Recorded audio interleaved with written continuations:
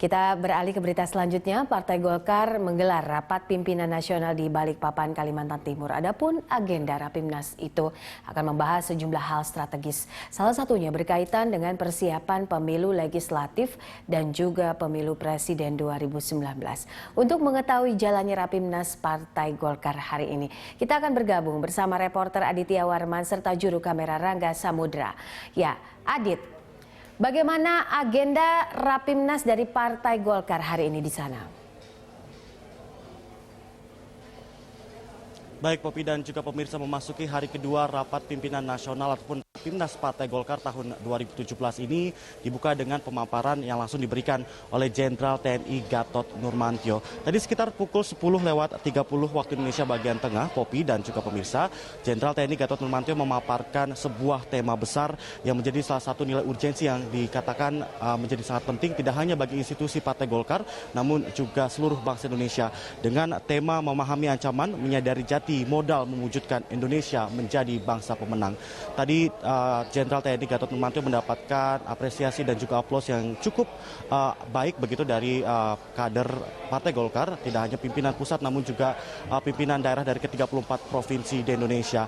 Seperti yang saya jelaskan sebelumnya, Popi, ini menjadi nilai yang sangat penting tidak hanya bagi Partai Golkar namun juga institusi TNI yang menjaga kedaulatan bangsa Indonesia. Sejumlah isu terkait masalah pemecahan bangsa ini dan juga mencoba menumpangi begitu kepentingan politik dan juga atas kepentingan persatuan Republik Indonesia ini menjadi ancaman bersama tidak hanya bangsa Indonesia, tidak hanya institusi TNI saja dan juga Partai Golkar, ini menjadi concern bersama rakyat Indonesia. Selain itu juga tadi Gatot Nurmantio menitipkan pesan kepada Partai Golkar sebagai salah satu partai rakyat untuk memberikan kontribusi pemikiran yang lebih banyak dengan mengirimkan para pemimpin-pemimpinan dan juga wakil-wakil rakyatnya untuk melahirkan solusi-solusi untuk menjaga persatuan dan juga kesatuan. Ini juga sesuai dan terkait dengan tema dari Rapimnas Partai Golkar tahun 2017 ini yang mengambil merajut persatuan, memperkokoh jati diri Partai Golkar sebagai pengamal dan juga pengawal Pancasila. Rapimnas hari kedua ini dihadiri sebanyak 640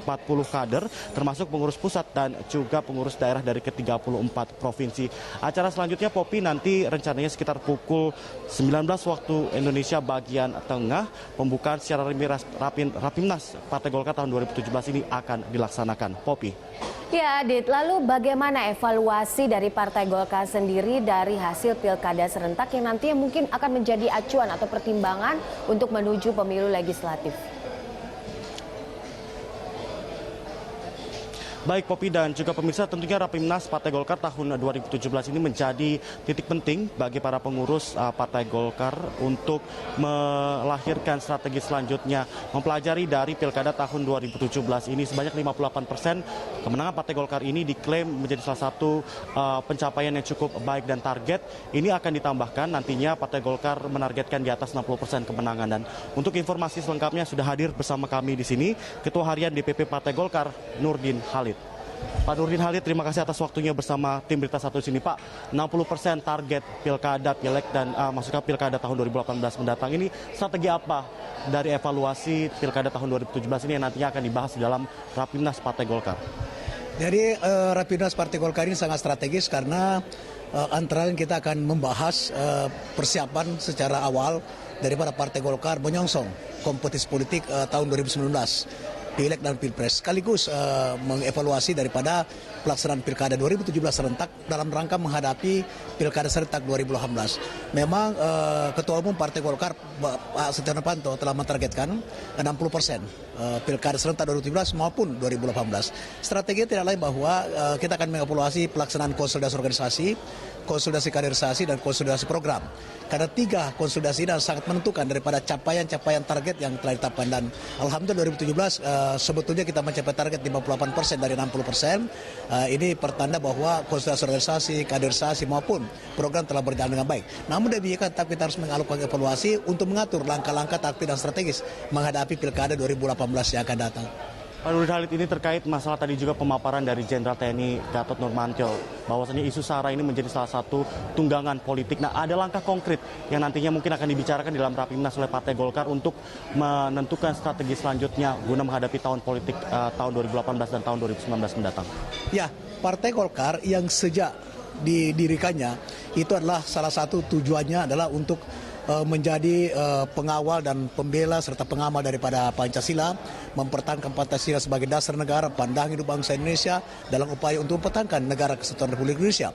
Nah, oleh karena itu segala hal yang bertentangan dengan nilai-nilai Pancasila, Golkar akan tampil sebagai garda terdepan untuk memberikan pencerahan kepada masyarakat bahwa isu-isu tentang SARA, isu tentang agama adalah telah terpayungi dalam Pancasila. Oleh karena itu, kita tidak perlu mengembangkan berbagai isu yang bisa menciptakan perpecahan di kalangan bangsa, di kalangan anak bangsa, karena ini akan merugikan untuk lebih tegaknya daripada NKRI. Oleh karena itu Partai Golkar tidak akan henti-hentinya melakukan pencerahan kepada masyarakat tentang perlunya persatuan terus-menerus, nilai-nilai kebersamaan, kegotong royong, kekeluargaan, budi pekerti daripada seluruh anak bangsa harus tetap kita tegakkan dalam mengamalkan daripada nilai-nilai Pancasila. Terima kasih Pak Nurdin Halid atas waktunya bersama kami di sini. Selamat bertugas kembali. Semoga Rapimnas Partai Golkar tahun 2017 ini berjalan dengan sukses ya Pak ya. Terima kasih Pak Nurdin. Ya Popi, itulah wawancara singkat saya dengan Ketua Umum DPP, maksud kami Ketua Harian DPP Partai Golkar Nurdin Halid terkait masalah nantinya strategi apa yang akan diambil guna menciptakan strategi pemenangan untuk menghadapi tahun politik tahun 2018 dan juga tahun 2019 mendatang.